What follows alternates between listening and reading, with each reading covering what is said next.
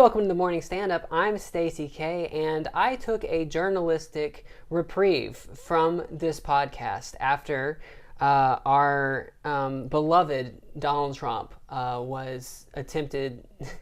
There was an attempt on his life, and I decided there was no way I could talk about that without laughing, and that would be unprofessional. So but now we're back to where it's funny again. So, and I'm joined here by a very special guest. She has performed comedy in all 50 states. She had a #1 album, and she was the only female road comic in the history of America. Give it up for Reena. Hello. Yes. The history of the world, I believe. That's crazy. Yeah, no, there was just a while where I was the only gal on the road doing it full time, so. Didn't Tig Notaro do a little bit of that? Was she a van person? I don't know if she was a van person. I mean, I'm sure she's toured plenty. Like, anyone who's done it for a long time has toured plenty, and like, the real distinction is that I didn't have an address while I was doing it. You didn't have, you had a P.O. box or something, right? I mean, I had an address, like my family home, and then like a friend's place that I was getting my mail at, but I didn't actually like reside anywhere. Hey, Razorbacks scored. Look at that. Yes. Also, football's back, which is why I'm wearing this thing. I am a Razorback fan because I'm from Arkansas and I'm loyal. And we've sucked for a really long time, but we got our old coach back. Now he's offensive coordinator, and now we just tied up Oklahoma State with 4 minutes left to go, and she doesn't care about football at all. But she's nice, so she's gonna I'm happy for keep the conversation going. Yeah. So you lived in a van for actually only a couple of years. I was living out of a Prius doing it for a while. That's worse, right? Yeah, it's way worse, super worse. Yeah. Yeah. Do not recommend. The van. I dated someone who really wanted to go do van life, and just the idea of showering and doing like my hair and makeup out of a van just sounds like horrible. Yeah, it's super romanticized. And did you have like a Planet Fitness? Yeah, definitely. Yeah. I don't have like a real like camper van. I converted a Toyota Sienna. And so there's no bathroom, there's no shower, nothing like that. I definitely am a Planet Fitness aficionado at this point, but that's not fun either. No. The thing that's worn on me the most on the road, and why I've chosen Kansas City as my landing spot for at least the rest of the year for a while, is that I'm sick of like even bringing my stuff into a gym to shower, or wherever hotel, wherever I'm staying. Like, between my merch and my personal stuff, the experience of being on the road was just carrying so much crap in and out of places. If I had like a hotel for the weekend, like the novelty was instantly worn off, because I would be like, oh, I'm gonna do all of my like human chores while I'm here, and bring in. Every hotel that I stayed at probably looked at me like, uh-oh, when I checked in, because I was just like bringing homeless. Like an entire a grocery cart full of stuff. Yeah. These bags hanging off the side. We have the valet carts. I'm like, no. I like my grocery. I like my Aldi cart. It was only a quarter. Touring is... I used to, my show, Spend the Night. Mm-hmm. It was like a big production show. Like, we put like a lot of effort into like on the stage, like making it look a certain way. Yeah, and we like bring a bunch of shit with us all the time. And it was such a pain in the neck. And I needed like 3 people to like help me, like, because I had a co-host and other people helping me like move stuff in and out. And I quit doing that on the road because it's just it's not worth it. Good for you. Yeah.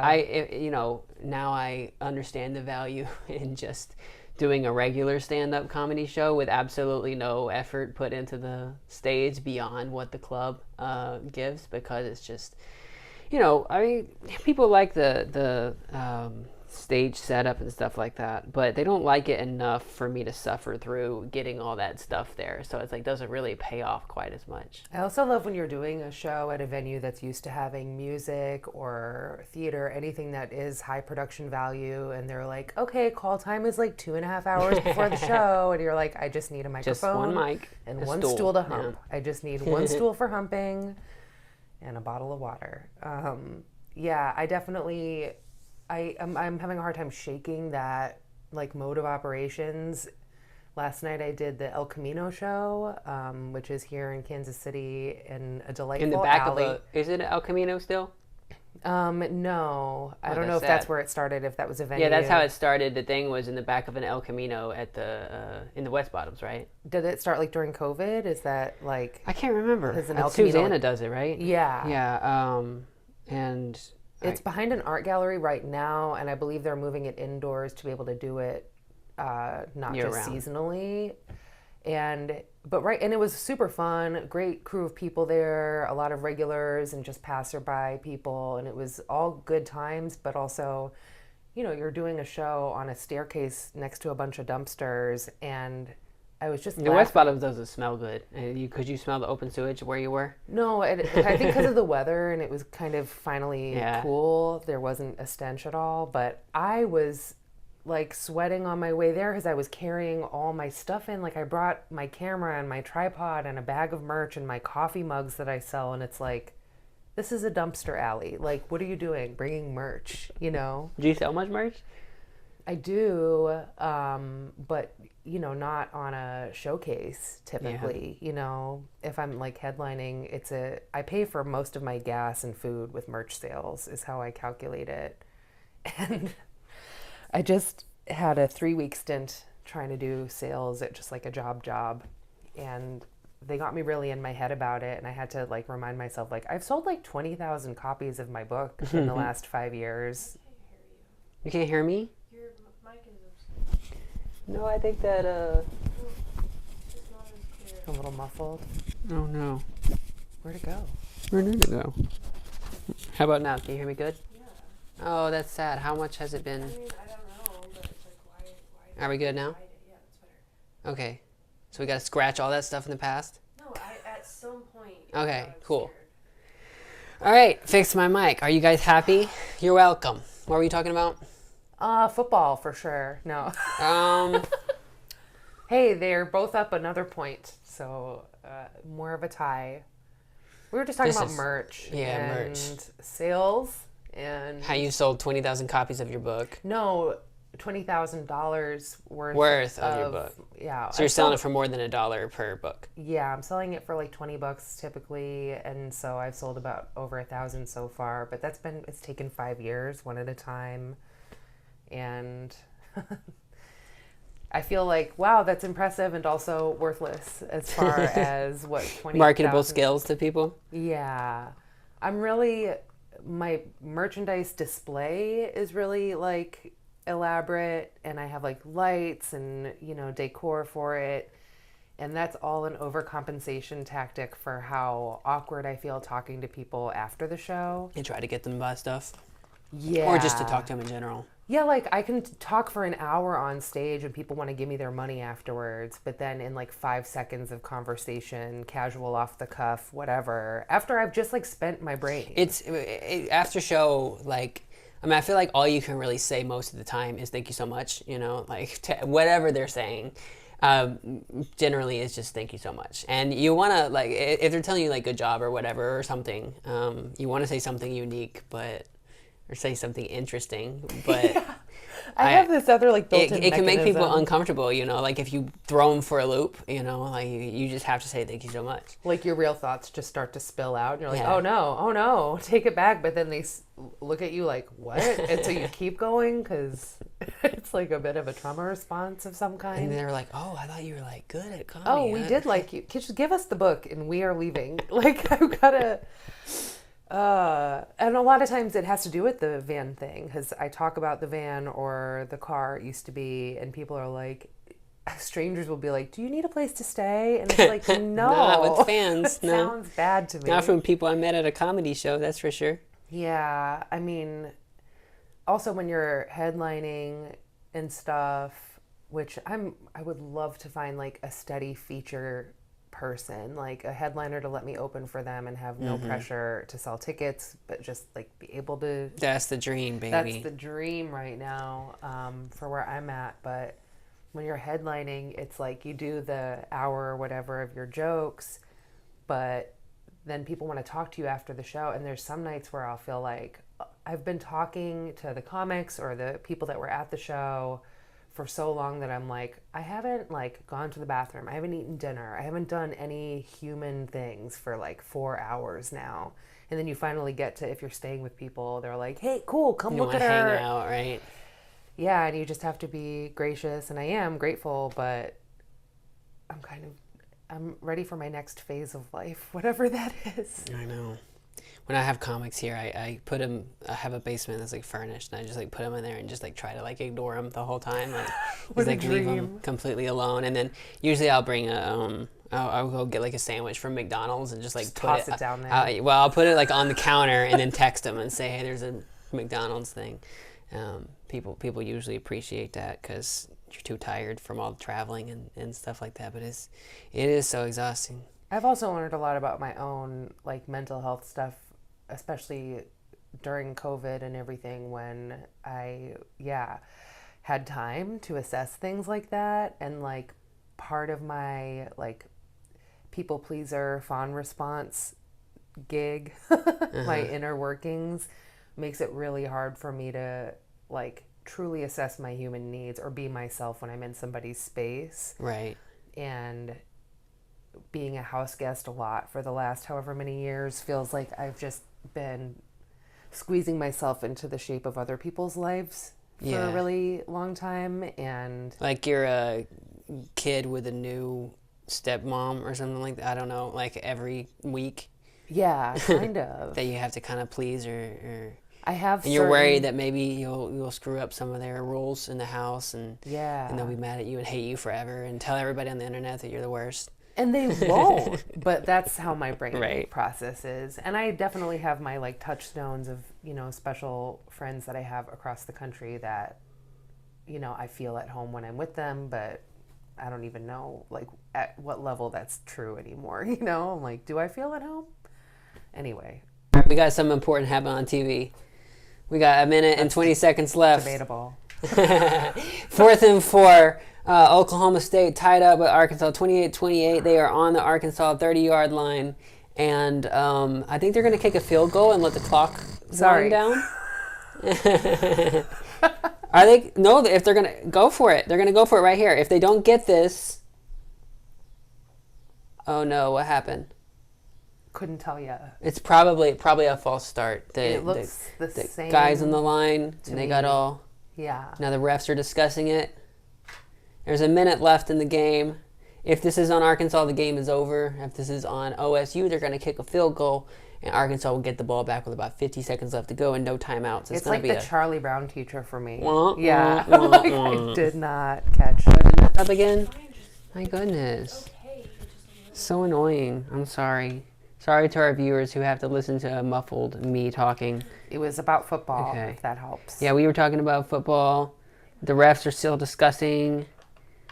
There's discussing and discussing and discussing. Oh my goodness. Speaking of false starts, college didn't work out for me.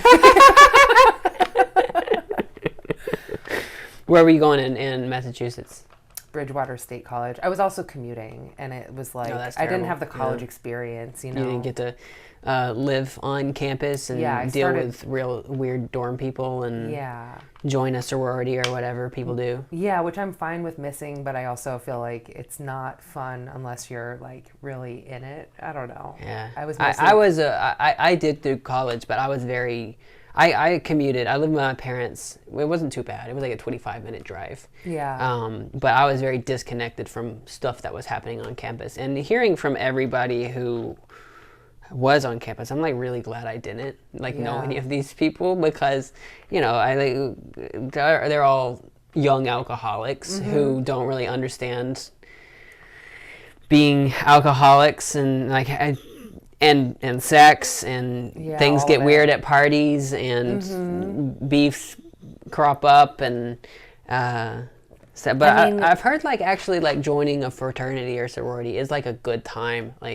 I'm sure it is. And it's better than just college students just like hanging out on their own. And like fraternities do a lot of bad shit, but like that's just because they're college boys, you know. Like if they were left to their own devices, it would probably be worse. I mean, I didn't even have like a public school experience. Yeah, me neither. I out. was homeschooled. What did you do? I was in a mental hospital, and Oh, you were actually. I thought it was like a mental hospital that you were doing regular school in. no, like I went to a Jewish day school growing up where it was like we started at that school when the school was starting, so there was 5 kids in my 8th grade class. That's crazy. And in 7th grade, I was hospitalized for most of the year with depression and everything. And then when I started high school was my first time going to public school in my hometown, and I was like, lockers? What? It was just like you too gonna keep much. stuff in there? No, I couldn't keep up with it, and I was still in my stuff. So they put me in this outpatient program. The state paid for it for me to go to That's this. nuts. Yeah, like mental hospital, short bus, high school scenario. Wow. And I got a degree from my hometown because it was like funded from the hometown, but Like diploma or degree? diploma. Okay. Yeah, I don't have a degree. Just checking. Just okay. a deodorant diploma. stick. What is a diploma if not a high school degree? It's a high school degree. Yeah. I have a degree in high school. I have a degree in college prep. So you were just like really depressed as a kid. Yeah, and then, okay, 2 things happened my freshman year at that school. I only went for 1 semester. The only classes I kept were Spanish and acting. And like, wow, our like acting final, my friend and I did the scene from Pulp Fiction where John Travolta and Uma Thurman, when she overdoses and he has to like drive her to the drug dealer's house and resuscitate her.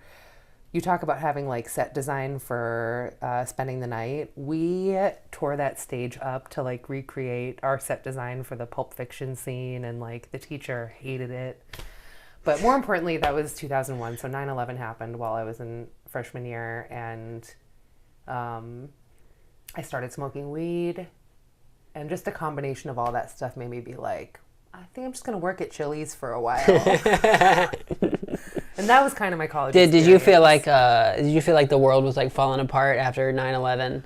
No, I didn't have that awareness. I feel like now I can like recognize that more. Like when I turned 36, it made me realize like I was 18 when 9/11 happened. So like the first half of my life, I saw the world one way. And then like the second half of my life was filled with like distrust and just like... We got real racist towards Arabic people after 9/11. That a was lot weird. happened. It was a lot of bad stuff and a lot of awareness. And I think whenever 9/11 hit, for your personal development is either, you know, there's people now that weren't even alive for it, or if you were a young enough kid, it kind of just like happened. You don't even realize that things used to be different, you know? Like you could just go on a plane. Right.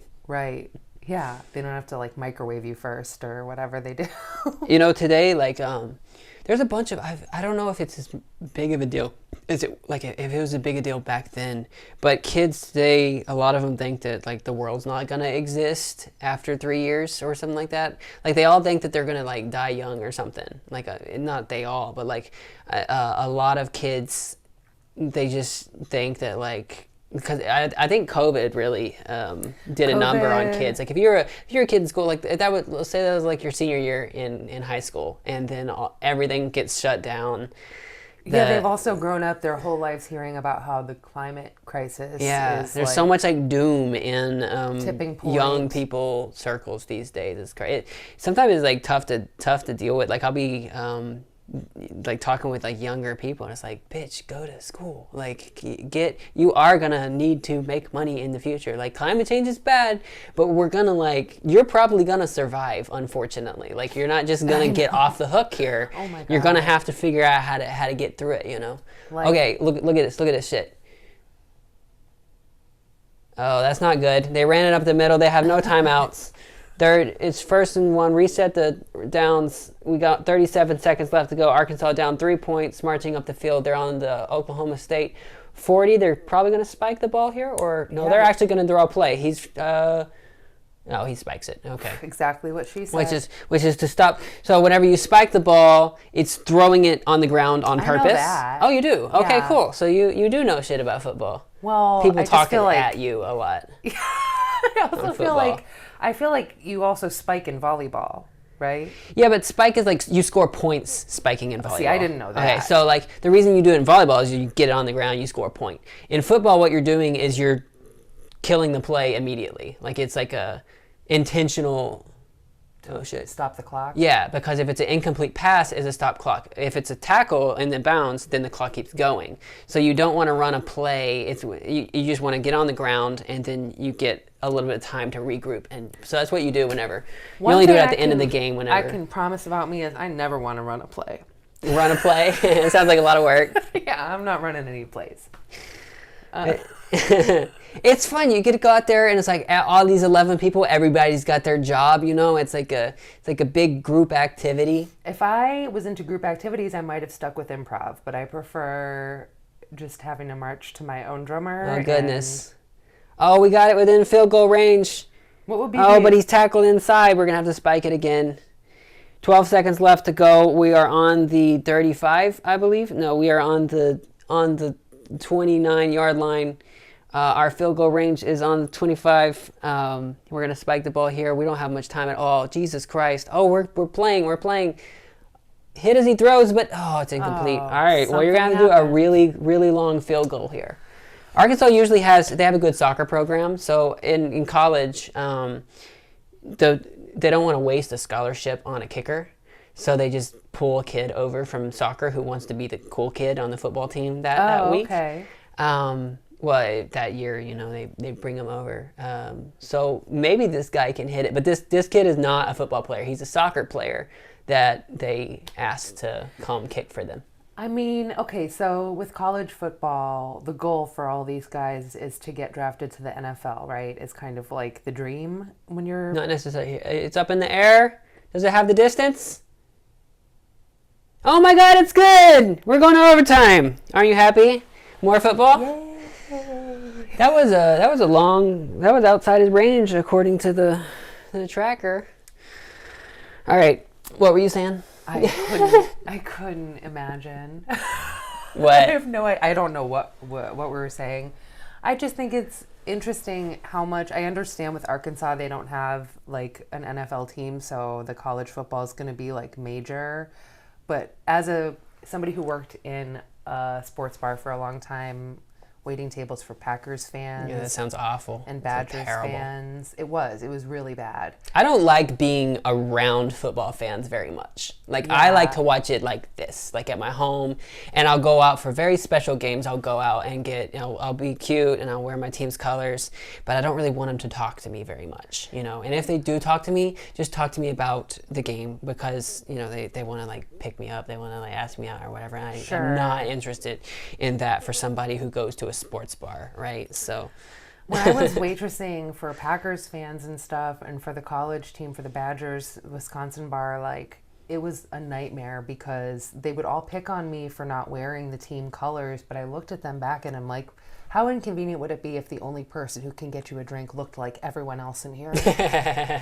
Like I'm from Massachusetts, so I had like a Patriots hoodie or whatever, and it's like whatever. I'm not going to buy a $60. Oh, they'd be jersey. so mad if you wore that at the. I did all the time. You wore your Patriots shit, and they were just fine with it. They weren't fine with it, but they also got their drinks. And I was getting bruises from like. So this was in Wisconsin where you were. No, it was actually in Chicago. There was just there's a Packers bar. Okay. That's where I started my open mic, actually. At the Packers it's bar. It's still going too. The open mic. That's crazy. Yeah. Packers football is a big part of my comedy journey. Started in Chicago. That's nuts. Yeah. See, Packers. Well, I guess Chicago is close to. Yeah, I mean Chicago and Milwaukee to Green Bay, but hour and a half away. And but Chicago and they have a lot of beef. They're in the same division, the Bears and the. I mean, kind Packers. of. There's a ton of people who live in Chicago that are from Chicago, but it's also a huge city where people from everywhere move in. So there's, the Vikings bar, the Packers bar. There's surely a Patriots bar. I don't know. Man, there's a Razorback bar in New York. Yeah, so very like- weird. Like there's everything in New York. There is a bar for fucking everything. Totally. It was very, very bizarre because there's not like a Razorback bar around here, right? Even though we're only 2.5 hours from the university, you would think. We actually have a decent amount of Razorback fans in Kansas City, but there's no like Razorback bar. There's like one in Manhattan, and it's like when I'll go. Are there other team bars in Kansas City? Because it Yeah, seems... there are. Well, at least I know for the Steelers, there's there was a Steelers bar, but then it got bought out, and then we had to but there's like a Steeler fan club in Kansas City, and every game it's like sold, like it's packed house of just Steeler fans cheering on the whatever. Like, I'm fascinated by like what people are doing. I'm fascinated by people, but I kind of like, it weirds me out anytime something is popular that it's what everybody's doing and thinking about. Like, and it's fine. I'm happy for anybody to do whatever their thing is. You just feel like you're in a cult. No, I feel like I'm observing one. I'm not in it. No, and I'm I think it's so fascinating to see people cheer for something. I mean, it doesn't matter. Like, the sport doesn't matter at all. And that's what makes it so cool with all these people, like, hanging out and getting so into it. Totally. Because, like, this isn't important, but, like, they delude themselves into thinking it's important altogether because it will be a fun experience. My thing is, like, I'm not trying to, or I don't have a desire to, like, yuck anybody's yum unless we talk about the fact that the NFL is, like, a tax-free organization and, like... It is? It was for a long time. Tax-free? They were paying no taxes for a long time. I think that may have changed in the last couple of years. But Maybe the league... I could see maybe the league is like a Right. non-profit, but the owners are definitely making Right, money individual- off of right, right. But- which is crazy. Isn't it insane that somebody can own, like... Because, like, People? the Packers... Right. The Packers are owned by, like, the city of Green Bay. That's why the Packers They're fans the are only different. team. They're the only team in the NFL that does that, and they actually put in the rules that can't happen anymore. Whoa, really? So yeah, after the Packers got in, they were like, Wisconsin, I will say, also has a grocery store chain that is maybe my favorite grocery store in the country. it's only in Wisconsin. in northern Illinois. It's called Woodman's, and Never it's heard of it. employee owned. So they're really big cool. on like that feeling. What is the employee-owned one in Arkansas? Is it called Harps? You Is have that what- Winco? Harps? Yeah. A what? Winco? No, never. I don't know what that Winco is similar to Woodman's. Winco's more in the There's southwest. Winn-Dixie. Where is Northwest. Winn-Dixie? Is that like in the Further southeast? We don't have any of those in Arkansas. We had Piggly Wigglies. You would never get me to. I mean, I grew up not eating like pig. You're not going to get Well, me it's to not shop a at pig. Piggly It's Wiggly. like a Walmart, but Yeah, but like it's the called name of Piggly it, Wiggly. I can't. Like, there's nothing. I don't even keep kosher, but there's something in my programming that's like, oh gosh, no. Like, I just go with vegan now because I was raised kosher. You've seen Oh Brother, Where Art Thou, right? Yeah. Whenever he gets baptized and he comes up and he says, all my sins were washed away. Even the time I knocked over that Piggly Wiggly. Yeah. He said, I thought said you was innocent of those charges. And I said, well, I was lying, and I'm saved of that too. No, honestly, I think it's from Oh Brother, Where Art Thou that the first time I was traveling and saw a Piggly Wiggly, I was like, this is real? Dapper Dan is real too. I loved Oh Brother, Where Art Thou when it came out. Yeah. Like, that was like Lord of the Rings for the South. Like, Totally. because it was a great movie, and like it was like The soundtrack it still historically, slaps. yeah, it does, and it historically like fits the time and stuff, and Yeah. it was really well done, and you don't see much movies like that in the South the same way. So when it came out, like people were like quoting it like crazy, and Man in Constant Sorrow got really popular. I played in a bluegrass band. Oh, really? I'm from Arkansas, so I was a fiddle player in a bluegrass band, and My mom's family had, well, I don't want to say bluegrass, but like one of her uncles played the fiddle, another one played the jugs, and they had like a washboard. where are they and from? spoons. Like what region? Connecticut. Okay, so it's like northeastern stuff. Yeah, well, half the family is like French Canadian too, so I'm not sure where the bluegrassy instruments So it's like came in. it's like the same like type of instruments, and like, but there's like regional songs, and like I would learn some of the northeast songs. They tend to be more it's like New England style, and they have like what's called reels, and it We have reels. like Oh my God, my grandpappy was making reels?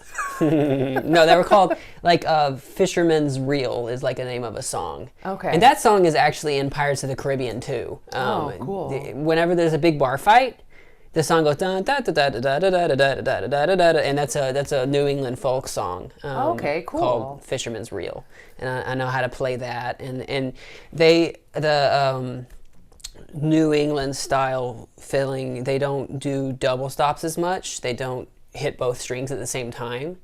Whereas as like old time fiddle style in like Central America, they are doing double strings almost all the time, and it's like more of a it's less clean. It's like there's a lot. It's just there's a lot more notes going on, and I just love that you're kind of like an expert on this a little fiddle bit of shit. Everything. No, but I mean like I do know like a little bit about a lot. Yeah. Like I just my lifetime has been too varied. It sucks. Like you're not talking about anything from a place of like, oh, I know about that. I know everything about that. You just literally have knowledge and information and specifics about a lot of different stuff. I didn't mean to learn all this stuff. I just did. Oh my goodness, what happened?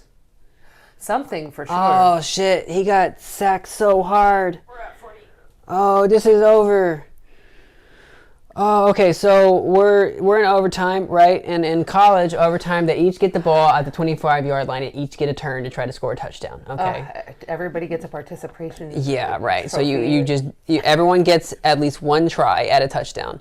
And that was our try. And now it's 4th and like 20. Like, you could have told me this podcast was going to be about anything. I never imagined this. Like, I never imagined. I didn't look up to see when the game was happening, but also I think it kind of makes you laugh when I talk about it. Oh, he missed it too. Oh, I'm enjoying it. Oh, we're fucking screwed. Oh, no, it's over. This is a great time to promote my new potential merch that is going to be available online maybe soon.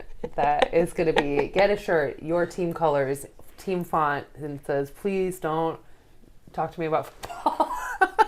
Okay, I'll probably not talk about it. I'm just going to say Razorbacks are done. This is good for everybody. Is shit.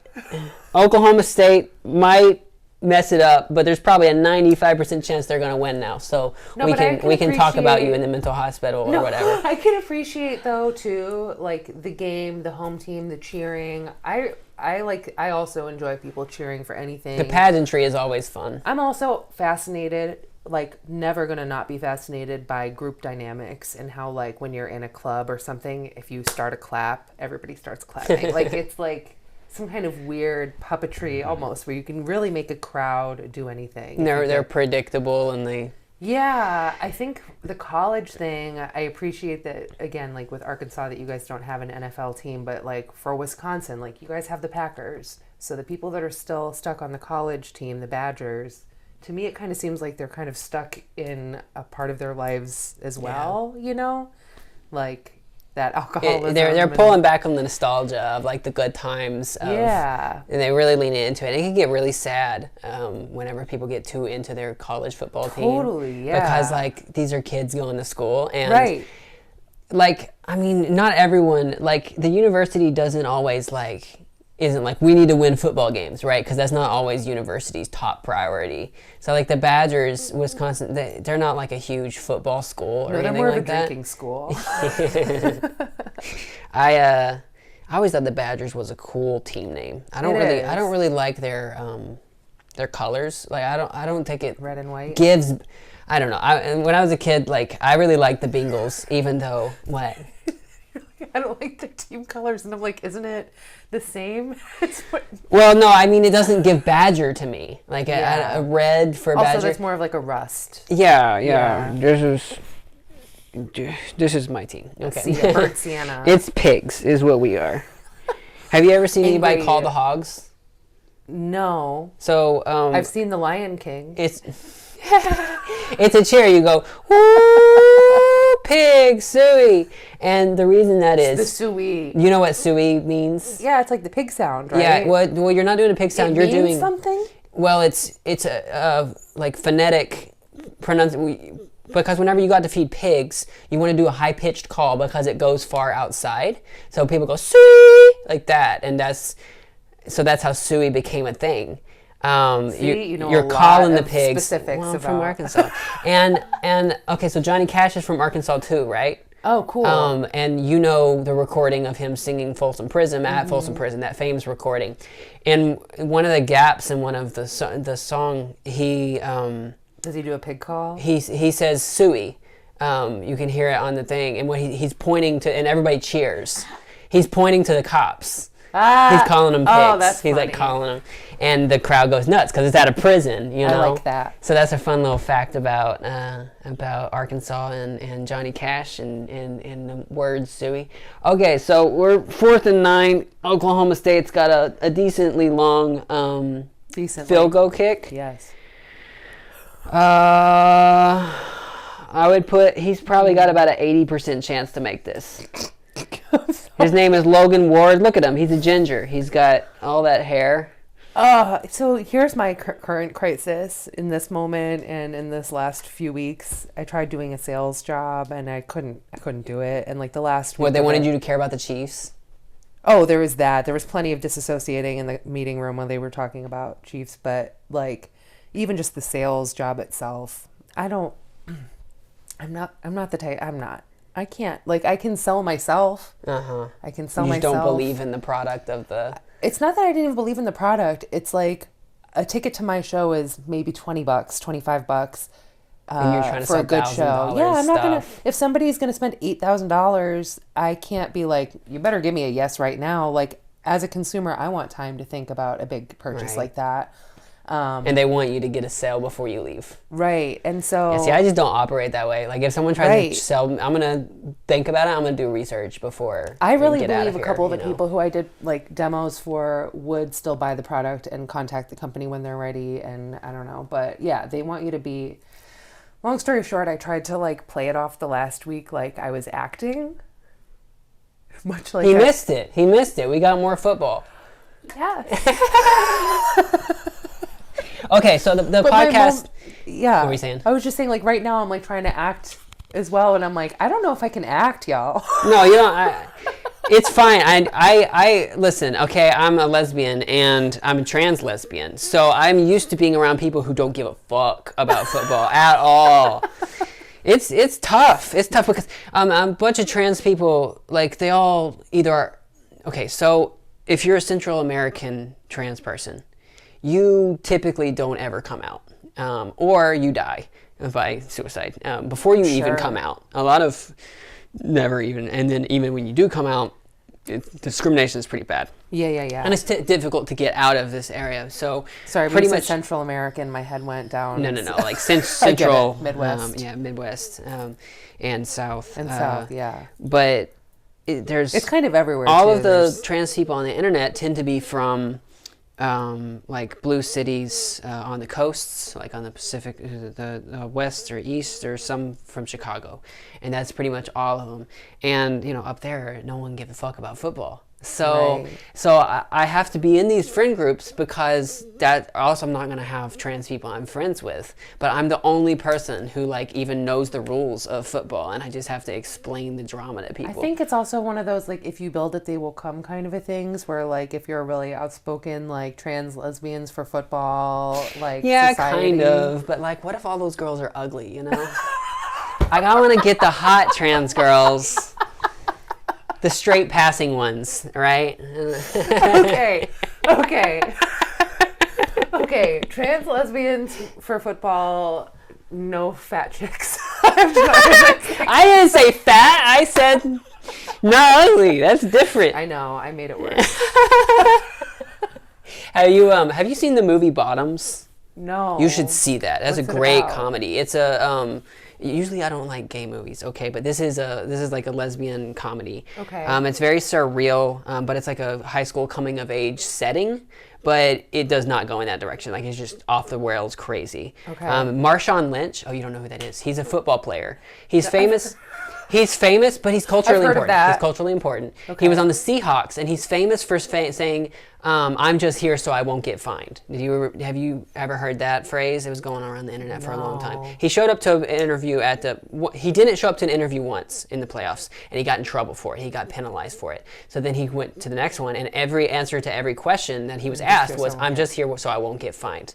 And he did that for like 3 minutes, just said that over and over and over. Okay. He's a really funny dude. Yeah. But he was That's why I in heard this his movie. name. He's funny. He's in this movie as like a main character. Okay. I didn't know he was in it when I went to go see the movie, and then when I saw he was in it, I was like, I am a lesbian who loves football, and I didn't know Marshawn Lynch was in a movie. And I know he's really funny. That's why I'm not a Seahawks fan or anything like that. I just think he's hilarious. But one of the lines from it that really I love this week has really been going through my head is he's a history teacher, okay, in school, and he's a shitty history teacher, and he writes on the board Treaty of Versailles, and he circles it a bunch, and then he says the Holocaust, it happened, and then a kid raised his hand and he said it did, and then the kid raised his head back down. And then that was the history lesson, and then he sat down and just started reading his book, and then the class just started doing crazy stuff. Oh my God. But there's a scene in that thing where the premise of the thing is they start like a self-defense club for women to try to get with girls, and so they do that, and then they come to the first class, and before she like goes out there to like teach them how to self-defense, she goes, "What the fuck? These girls are ugly." And that quote just keeps going over in my head, like every group I'm in of like girl, I want to just drop that image reaction. What the fuck? These girls are ugly. And she's like, and it's like right after she says, she's like arguing with like some football players, like jocks, who are like very gay. Like everybody's gay, but like the college people are like closeted. The football people are closeted, and they wear their uniforms all the time in the movie, like the cartoony thing. Yeah, I'll check that out. But she says they're saying something about like hot girls or whatever, and she's like, "Yeah, well, all women are hot to me." And then it's like 2 minutes later, she goes to the thing and says, "What the fuck? These girls are ugly."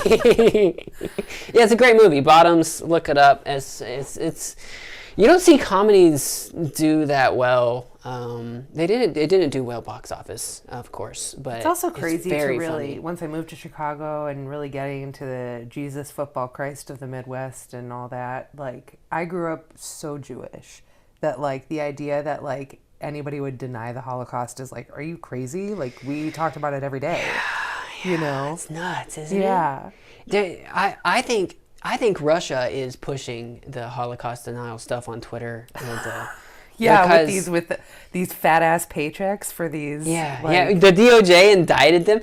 I've been on the Russia is manipulating everything like on the internet, like especially like Twitter and like certain like YouTubers thing, and it's like left and right. Like they get like the far left people and the far right people to push a narrative that's very convenient for Russia on a geopolitical whatever, and they're really funding a lot of this stuff. But do you ever watch that Jubilee stuff? It's like a I think it was on that. What was it actually on? You were on Don't it? look up that video. Okay. Listen. I did some fundraising for. I was trying to get Jamal Bowman, reelected because I thought he was a nice guy.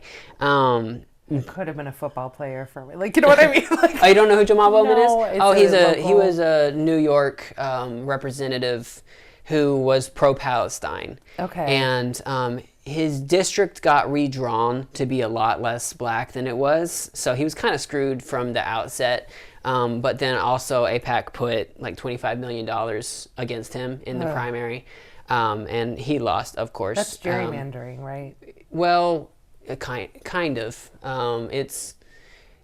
The whole way they did the redistricting, New York Democrats are the worst. Like as far for a state that's as blue as it should be, and like the things they could do, no, they're like they're kind of incompetent and then also kind of corrupt. But they redrew his thing, and I showed up to canvass for him, and so Jewish people hate him in Yonkers. which is the Palestine thing. Yeah. Well, also, he was framed as a clown because he pulled the fire alarm. He was the guy who pulled the fire alarm. Do you remember that? No. They were doing some important vote, and he was trying to go outside, apparently, and there's like a video of him doing it. And he was like looking to like there was like signs, and then he just went and he pulled the fire alarm. And then went outside and this is in Congress, so it like stopped all of Congress. Oh, wow. And people thought there was like manipulation, and no, it's probably just Jamal Bowman being stupid. And that's all anyone remembered whenever we were talking to like voters. They're like, oh, the fire alarm guy? No, I'm voting against him, right? When were you canvassing for him? This was over the summer when his primary was. You know what's funny is that me and my brother both have gotten in trouble for pulling the fire alarm at our synagogue. Really? Y'all each did it separately? Oh, yeah. Different times? Yeah. Multiple times? Or No, I did it once, and then my brother definitely did it on once. purpose? Just like as like a... You thought it would be funny? I'm a troublemaker. Yeah. Like I did it once by accident.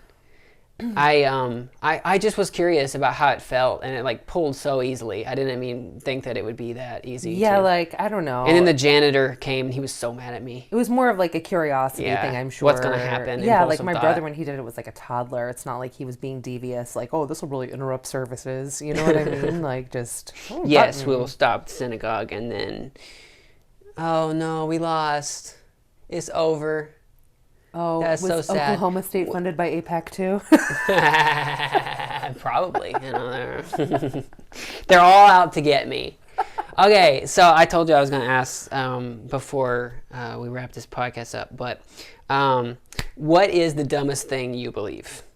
Okay, I mean, plenty to choose from, and I started thinking about it too hard where I'm like, is everything I believe maybe dumb? But the newest, silliest, dumb thing that I definitely catch myself believing.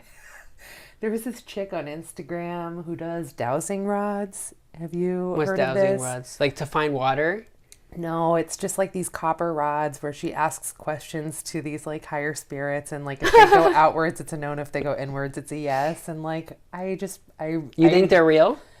I don't know, but I definitely lean more towards being like, oh, yeah. It's like validating in a way that I'm like, oh, yeah, I believe that. Like, that is right. That is the right answer.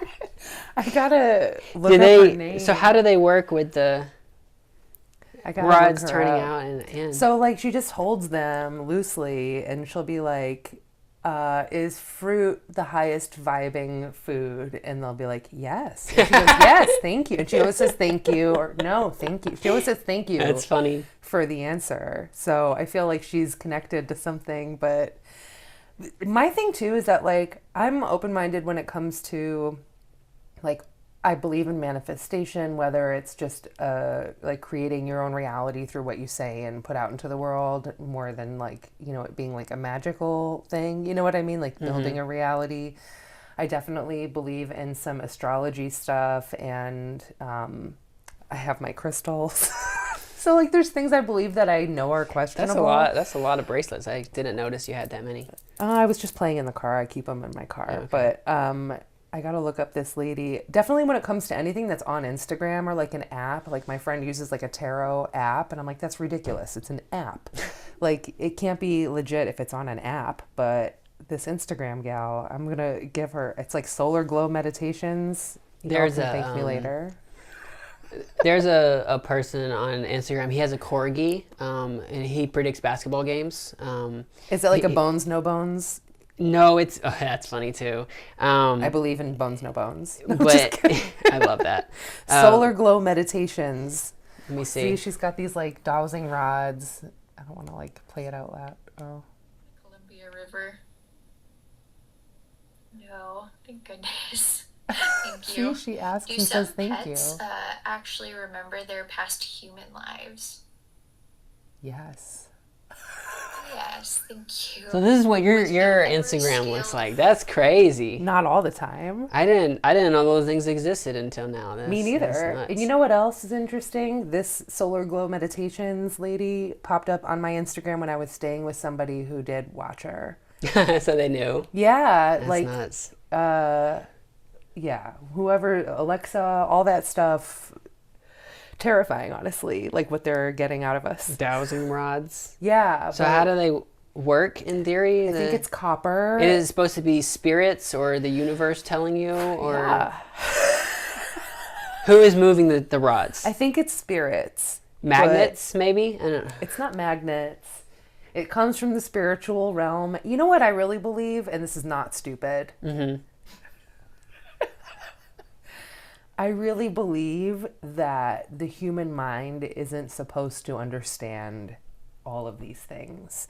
Like, Yeah, that's definitely true. I, We weren't built for this. right. And also, like, there's a part of it where, like, it's part of having been raised Jewish where, like, we don't even say, like, God's name proper. Like, we have a name that we use when we're praying and a name that we use when we're talking about him casually. And, like, when people talk about, like, knowing Jesus, and it's like, that's so arrogant. It's so arrogant. Even from a Christian perspective, it's very arrogant the way a lot of Yeah. evangelicals talk about. I mean, Because if like it's- Jesus is like like we're not like that cool, you know. Like you need to Yeah. chill out with that a little I bit. mean, you can still pray to the thing you believe in, but, like, to think that you know anything is very treacherous territory. So I feel comfort in knowing that, like, the universe is so much bigger than anything I like can unknowable, comprehend. and it's like Yeah. it's arrogant to believe that you could understand it and that you would know all this stuff and Big correctly time. come to the right conclusions. Even right? the dowsing rods girl, she knows there's a higher power that knows things she doesn't know, and it has to translate through her copper, and then she can say thank you because she is humble and gracious. All right, okay. I guess that's the podcast. Thanks so much for coming on the show, Reena. Go Razorbacks. Go, Rick. I'm about to take this shirt off, so we lost. You know, it doesn't matter anymore. But Thank you for having me. do you have anything to plug? Just follow me at Solar Glow Meditations. That's No, follow me at Reena Calm, and I've got a few smattering of gigs lined up, but I'll always post about them on Instagram. So that's good. All right. Thanks so much for watching the podcast, and hopefully I'll have another episode out next week, assuming Trump doesn't get shot. All right. Thank y'all.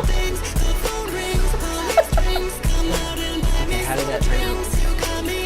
Oh, it didn't stop.